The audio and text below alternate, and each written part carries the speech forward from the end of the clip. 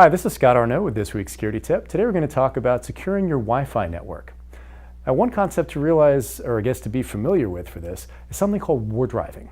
War driving is literally hackers driving around, car, motorcycle, whatever, with their laptops or mobile devices connected to a high-power antenna, and they are scanning for unlocked or poorly protected computer networks.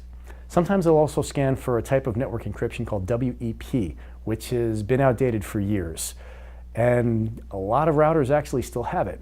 So your router should not have that. You might want to check. Current encryption would be something like WPA with Advanced Encryption Standard, or WPA2, which has been the standard since 2006.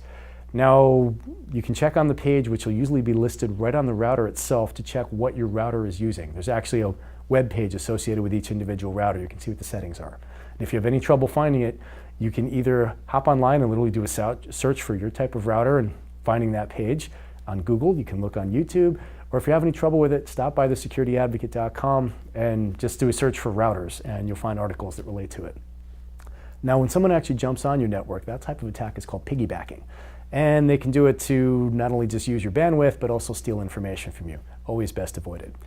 Now, one way to go a more secure route is to actually wire in your network. That means direct wires into each computer and printer, etc. Now, granted, they're not as convenient or versatile, but this war driving thing won't work, and you will also get a more consistent actual signal for the web. You may notice sometimes if you're using a wireless network that your signal will sort of go up and down, and sometimes it's just slow just because. This is especially true in more crowded areas.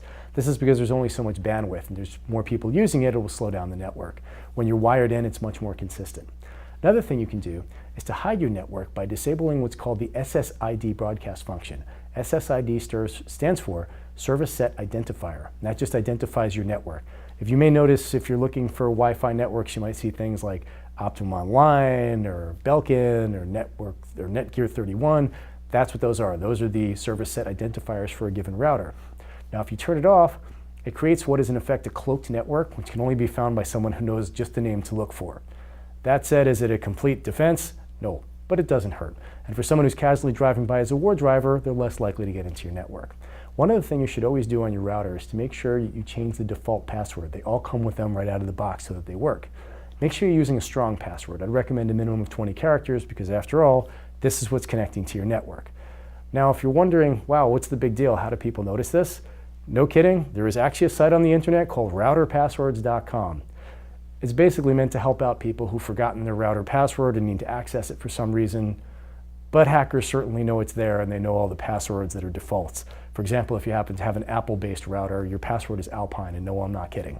So you definitely want to change that. You know it, I know it, so do the hackers. Now, as for passwords, I could spend the next 5 minutes giving you tips. I'm assuming you want to get on with your week. So if you want, stop by thesecurityadvocate.com and search for password. You'll get a whole bunch of articles and little videos talking about ways to create strong ones that are easy to remember. Hopefully this has been helpful. Thank you so much for your time. Have a fantastic week.